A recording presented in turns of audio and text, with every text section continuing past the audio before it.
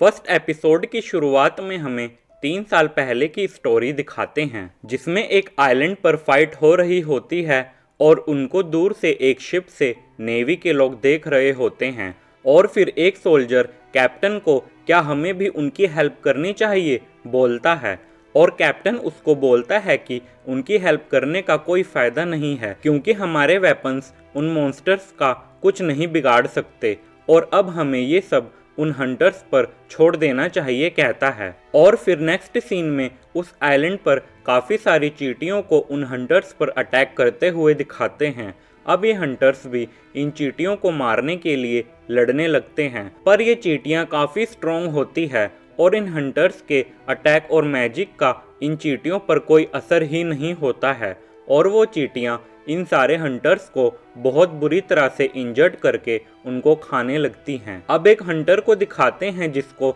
बहुत बुरी तरह से एक चींटी ने इंजर्ड करा हुआ होता है और वो उसको खा रही होती है और वो हंटर बेहोश होके मरने ही वाला होता है। इतने में उधर एक और हंटर आके उसे बचा लेता है और अपने हीलिंग मैजिक का यूज़ करके उसे एकदम ठीक कर देता है। और इतने में उस हंटर के पीछे से बड़ी सारी चींटियां उस पर अटैक कर देती है और दूर से कोई बीयंग नीचे झुको कहता है और अपने लाइटनिंग मैजिक से उन चींटियों को मार देता है। और दूसरी तरफ एक और हंटर आ जाता है जो इन चींटियों को अकेले ही मारने लगता है और फिर ये दोनों हंटर मिलके उन चींटियों को बहुत आसानी से मार देते हैं। अब ये तीनों बीयंग, युनहो और युनसोक एक एस क्लास हंटर हैं जो बहुत पावरफुल हंटर होते हैं। अब युनसोक बीयंग को तुम्हें ऐसे पहले नहीं आना चाहिए था, कहता है और बीयंग कहता है कि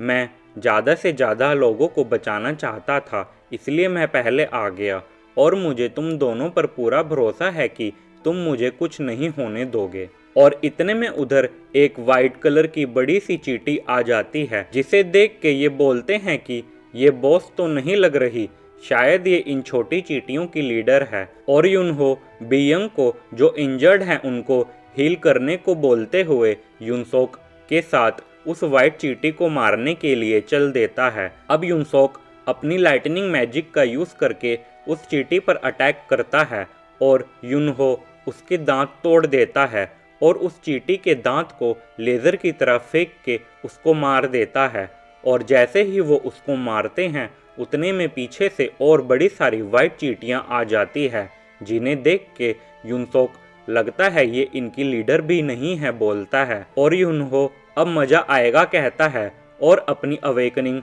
एक्टिवेट करते हुए युनसोक के साथ इन वाइट चींटियों पर अटैक कर देता है। अब इनका अटैक इतना पावरफुल होता है कि उसे दूर से एक और एस क्लास हंटर महसूस कर लेता है और कहता है लगता है वो टाइम पर पहुंच गए। अब इधर भी वैसे ही छोटी और उनसे बड़ी वाइट चींटियां आ रही होती हैं और फिर नीचे से खड़े हुए हंटर हम रेडी हैं मिस्टर चोई कहते हैं, जिससे पता लगता है कि ये एस क्लास हंटर का नाम चोई है। अब चोई अपने मैजिक का यूज़ करते हुए उन पर अटैक कर देता है, जिससे छोटी चींटियां तो मर जाती हैं पर वाइट चींटियां बच जाती है। और चोई बाकी हंटर को अब अटैक करो बोलता है और सारे हंटर्स उन चींटियों से लड़ने लगते हैं। और फिर हमें बताते हैं कि काफ़ी साल पहले अचानक से इनके वर्ल्ड में एक पोर्टल ओपन हो गया, जिसकी वजह से इनका वर्ल्ड एक अलग डायमेंशन से कनेक्ट हो गया और उस पोर्टल में बहुत सारे अलग अलग टाइप के मॉन्स्टर्स और जादुई जानवर रहते हैं और उन मॉन्स्टर्स पर इनके कन्वेंशनल वेपन का कुछ असर नहीं होता है और उनसे सिर्फ वही लड़ सकता है जिनकी इस पोर्टल के खुलने से स्पेशल एबिलिटी अवेकन हो गई हो। और वो ऐसे लोगों को हंटर के नाम से बुलाते हैं और उनकी मैजिक पावर के बेस पर उनको रैंक दी गई है, जैसे कि S rank, A rank, B rank, C rank, D rank और ई रैंक, जिसमें एस रैंक सबसे हाई लेवल की रैंक है और ई रैंक सबसे कम। और वो बताता है एक बार एबिलिटी अवेकन होने के बाद ये हंटर्स कुछ भी करके अपनी एबिलिटी को डेवलप नहीं कर सकते हैं, मतलब ये अपनी एबिलिटी को एडवांस करके और ज़्यादा पावरफुल नहीं बन सकते। अब इसके बाद 3 साल बाद प्रेजेंट टाइम की स्टोरी दिखाते हुए एक सिटी में कंस्ट्रक्शन साइट का सीन दिखाते हैं, जिधर एक पोर्टल ओपन हुआ होता है और एक बंदा किम कैसे हो बहुत टाइम बाद मिले कहता है और किम उसे देख के पार्क ये तुम हो, तुमने तो हंटिंग छोड़ दी थी, तो तुम इधर क्या कर रहे हो बोलता है। और पार्क कहता है कि वो तो पहले की बात थी, अब मेरी वाइफ फिर से प्रेग्नेंट है तो मुझे आना पड़ा। और ये सुन के किम कहता है कि तुम्हारी बात तो सही है और अगर ये रेड अच्छी गई तो तुम्हें इस रेड से अच्छे खासे पैसे भी मिल जाएंगे। और वो ये बात कर ही रहे होते हैं, इतने में उधर इस एनिमी का मेन कैरेक्टर जिनवू आ जाता है, जिसे देख के सब उसे जिनवू कैसे हो, जिनवू कैसे हो करके पूछने लगते हैं। और ये सब देख के पार्क किम से पूछता है कि ये कौन है और क्या ये इतना स्ट्रॉन्ग है जो सब इसे ऐसे हालचाल पूछ रहे हैं। अब किम हंसते हुए पार्क को बताता है कि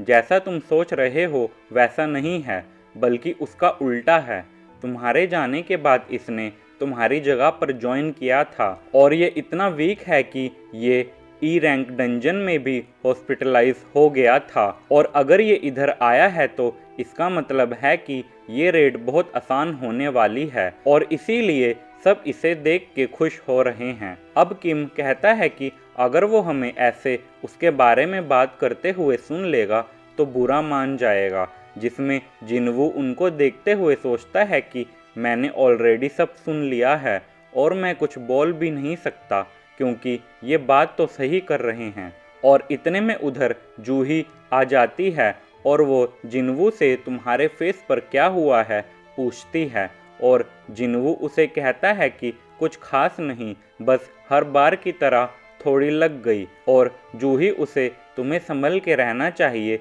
बोलती है। अब जूही जिनवू से पूछती है कि मैंने सुना है कि तुम हॉस्पिटलाइज हो गए थे, जिसका जवाब देते हुए जिनवू कहता है कि वो ए रैंक डंजन था और बस मैं ही उधर इंजर्ड हुआ था, जिसे सुन के जूही उससे पूछती है कि क्या उधर कोई हीलर नहीं था, जिसमें जिनवू कहता है कि मुझे छोड़ के सारे हंटर हाई लेवल के थे तो वो बिना हीलर के ही चले गए, जिसमें जूही ये तो गलत है, उनको ऐसा नहीं करना चाहिए था कहती है। और जिनवू इसमें उनकी कोई गलती नहीं है, मैं ही बहुत ज़्यादा वीक हूँ और अब मुझे इसकी आदत हो गई है कहता है। और फिर उधर पोर्टल के अंदर जाने का टाइम हो जाता है और एक हंटर अपना नाम सोंग चियूल बताते हुए मैं इस रेड के लिए तुम्हारा लीडर हूँ कहता है, और बाकी सब भी इनका लेवल सबसे ज़्यादा है और ये ही सही लीडर रहेंगे बोलते हैं।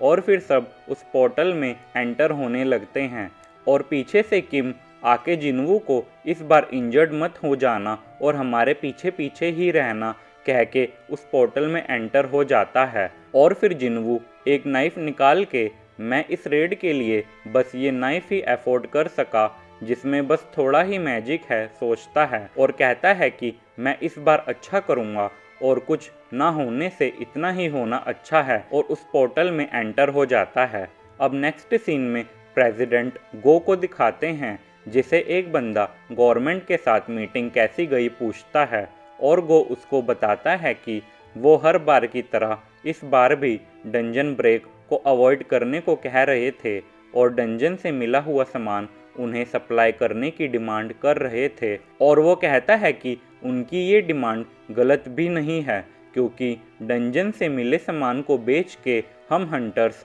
पैसा कमाते हैं। और फिर वो एक क्रिस्टल निकाल के कहता है कि ये एसेंस स्टोन बहुत ज़्यादा कीमती है और ये डंजन के अंदर रहने वाले मॉन्स्टर्स को मारने के बाद मिलता है। और फिर नेक्स्ट सीन में जिनवू के हाथ में ई रैंक जैम दिखाते हैं, जो उसे आखिरकार पहली बार मिल ही गया होता है, और वो उसे देख ही रहा होता है। उतने में उस पर एक और मॉन्स्टर अटैक कर देता है, जिससे वो जैसे तैसे बचते हुए उस पर अपने नाइफ से अटैक कर देता है, पर वो मॉन्स्टर थोड़ा स्ट्रॉन्ग होता है और उसका नाइफ टूट जाता है और वो मॉन्स्टर अपने वेपन से जिनवू पर अटैक कर देता है, जिससे जिनवू काफ़ी ज़्यादा इंजर्ड हो जाता है। और इतने में उधर पार्क आके उस मॉन्स्टर को मार के जिनवू को बचा लेता है और जूही को जिनवू को हील करने के लिए बोल के बाकी मॉन्स्टर से लड़ने चला जाता है।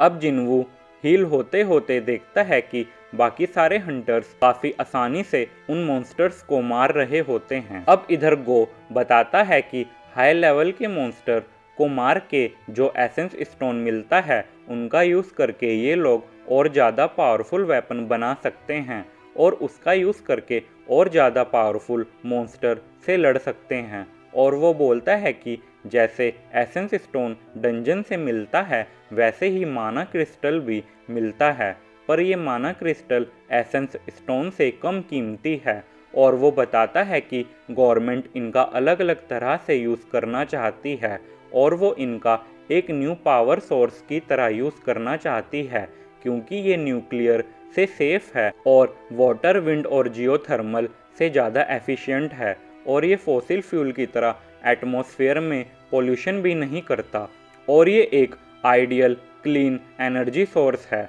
और गवर्नमेंट माना स्टोन और एसेंस स्टोन का यूज़ करके बिजली कैसे जनरेट की जाए उस पर रिसर्च कर रही है। और फिर हमें नेक्स्ट सीन में उन हंटर्स को दिखाते हैं और उन्होंने उस डंजन के सारे मॉन्स्टर को मार दिया होता है। और दूसरी तरफ जूही जिनवू को हील करते हुए कहती है कि अगर ऐसे ही चलता रहा तो वो दिन दूर नहीं है जब तुम्हारे साथ इससे भी ज़्यादा बुरा हो जाए। और जिनवू ये सब सुन के उससे माफ़ी मांगता है और जूही मुझे तुम्हारी चिंता होती है बोलती है। अब ये हंटर्स देखते हैं कि उनको ज़्यादा कुछ खास स्टोन नहीं मिले होते हैं और कहते हैं कि ऐसे ही चलता रहा तो ये लोग इतना कुछ करने के बाद भी ज़्यादा कुछ नहीं कमा पाएंगे। और दूसरी तरफ जिनवू अपने ई रैंक स्टोन को देखते हुए मुझे तो बस यही मिला और इसे पाने में मेरी जान भी जा सकती थी सोचता है। और इतने में एक हंटर को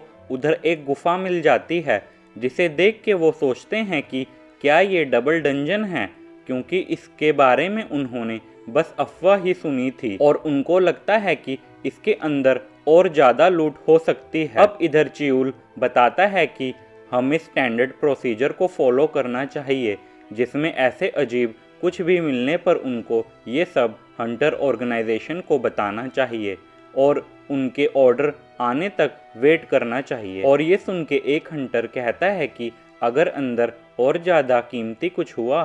तो वो बाद में आए हुए हंटर को मिल जाएगा और उनकी इतनी मेहनत करके इसे ढूंढने का कुछ फ़ायदा नहीं होगा। और फिर पार्क कहता है कि इधर ज़्यादा खतरा नहीं होगा क्योंकि ये डी रैंक की डंजन का पार्ट ही तो है और किम भी उसका साथ देते हुए ये सही कह रहा है और हमें वैसे भी कुछ खास लूट नहीं मिली है कहता है। अब चियूल कंफ्यूज हो जाता है कि उसे क्या करना चाहिए और वो सबको वोट देने को बोलता है और कहता है जिस पर ज़्यादा वोट होंगे हम वो करेंगे। अब सब वोट देने लगते हैं और फिर 6 वोट अंदर जाने के लिए और 6 वोट ना जाने के लिए मिलते हैं और लास्ट वोट जिनवू का रह जाता है, जिसमें चियूल उसे वोट करने को बोलता है। अब जिनवू सोचता है कि उसे जाना चाहिए कि नहीं, क्योंकि डी रैंक डंजन भी उसके लिए बहुत खतरनाक है।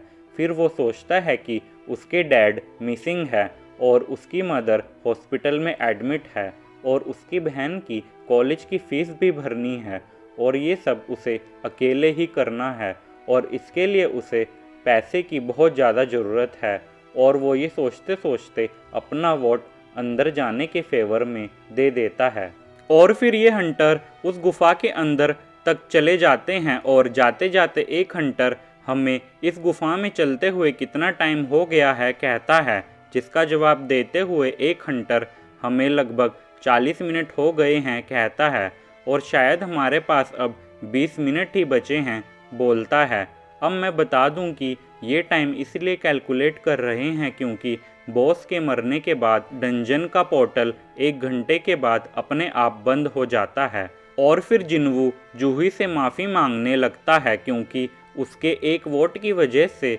उसे इस गुफा के अंदर आना पड़ा। और जूही गुस्से में, तुम्हें मेरी चिंता करने की ज़रूरत नहीं है और मुझे लगता है कि तुम पागल हो गए हो, और अगर उस मॉन्स्टर ने तुम्हें थोड़ा भी ऊपर मारा होता तो तुम उधर ही मर गए होते, और मैं तुम्हें बड़ी ही मुश्किल से हील कर पाई हूँ कहती है। और जिन्वू उससे फिर से सॉरी कहता है और जूही उसे सॉरी बोलने की ज़रूरत नहीं है, इसकी जगह तुम मुझे कुछ ट्रीट दे देना कहती है, जिसे सुन जिन्वू चौंक जाता है। और जूही उसे ऐसा रिएक्ट क्यों कर रहे हो, क्या तुम मुझे बाहर कुछ खिलाने नहीं ले जा सकते कहती है। और वो ये बात कर ही रहे होते हैं, इतने में उनके सामने एक बड़ा सा गेट आ जाता है, और जैसे ही वो उस गेट को ओपन करते हैं उधर की सारी मशालें अपने आप जल जाती हैं। और उधर बड़े बड़े स्टैचू को देखते हुए ये हंटर कहते हैं कि ये काफ़ी पुराने लग रहे हैं और उन्होंने एक डंजन में ये सब पहले कभी भी नहीं देखा है। और जिन्वू उधर सबसे बड़े स्टैचू के सामने जाके कहता है कि ये इन सब से बड़ा स्टैचू है और ये स्टैचू इन सब स्टैचू में सबसे ज़्यादा डरावना है। और अब ये हंटर अपने आसपास देख के कहते हैं कि इधर तो एक भी मॉन्स्टर नहीं है। और च्यूल नीचे ज़मीन में देखते हुए ये क्या मैजिक सर्कल है सोचता है। अब एक हंटर च्यूल को बुलाते हुए इधर कुछ लिखा है कहता है, और च्यूल उसको वो कोई एशियंट स्क्रिप्ट हो सकती है कहता है। और फिर च्यूल उस स्क्रिप्ट को देखते हुए कहता है कि ये इस कार्टनन टेम्पल के कमांडमेंट हैं, और वो उनको पढ़ने लगता है, जिसमें वो फर्स्ट कमांडमेंट पढ़ता है कि गॉड की पूजा करो, दूसरी कमांडमेंट पढ़ता है कि गॉड की तारीफ करो, और तीसरी कमांडमेंट पढ़ता है कि भगवान के प्रति अपना विश्वास साबित करो। और जब वो ये पढ़ रहा होता है तब जूही जिन्वू से कहती है कि मैंने अभी इस बड़े वाले स्टैचू की आंखें हिलते हुए देखी है और मुझे लग रहा है जैसे वो हमें ही देख रही हो। और जिन्वू उसे कहता है कि ऐसा नहीं है, ये तुम्हारा बस वहम होगा। और च्यूल कमांडमेंट पढ़ते हुए लास्ट में पढ़ता है कि जो ऐसा नहीं करेगा वो जिंदा नहीं बचेगा। और ये पढ़ते ही उधर के गेट एकदम से बंद हो जाते हैं और उनको समझ नहीं आता कि ये गेट बंद क्यों हो गए और वो किसी ट्रैप में तो नहीं फंस गए। और इनमें से एक हंटर गुस्से में, मुझे लगा ही था कुछ गड़बड़ होने वाली है, देखो क्या हो गया, तुम लोगों को ये सब सीरियस लेना चाहिए था और हमें ऐसे इधर नहीं आना चाहिए था कहता है। और वो कहते कहते गेट के पास जाने लगता है, और जैसे ही वो गेट के पास जाके उस पर हाथ लगाता है उतने में उधर उसके पास खड़ा हुआ स्टैचू हिलता है और अपने वेपन से उस हंटर का सर काट के उसे मार देता है। और ये सब देख के सारे हंटर्स डर जाते हैं और कुछ हंटर्स चिल्लाने लगते हैं और कहते हैं क्या हमें इन स्टैचू से लड़ना पड़ेगा। और जिन्वू भी डरते डरते, वो डी रैंक का हंटर था और इस स्टैचू ने उसे इतनी आसानी से मार दिया, और मेरा क्या होगा, मैं तो ई रैंक हंटर हूँ। और फिर सारे हंटर बोलते हैं कि वो बहुत बड़ी मुसीबत में फंस गए हैं। और जिन्वू डरते डरते उस बड़े वाले स्टैचू की तरफ देखता है और उसे कुछ महसूस होता है और वो सारे हंटर्स को नीचे झुकने को बोलता है। और इतने में वो स्टैचू अपनी आंखों से लेज़र की तरह सब पर अटैक कर देता है, और उस अटैक से जो हंटर खड़े रह जाते हैं वो मर जाते हैं और कुछ हंटर्स बच जाते हैं। और उधर उनके लीडर च्यूल का एक हाथ भी उस अटैक से कट जाता है। और ये सब देख के ये लोग और ज़्यादा डर जाते हैं और बोलते हैं ये क्या हो गया और हम कहाँ फंस गए, और क्या हम अब मरने वाले हैं, ऐसा सोचने लगते हैं। और ये एपिसोड इधर ही एंड हो जाता है।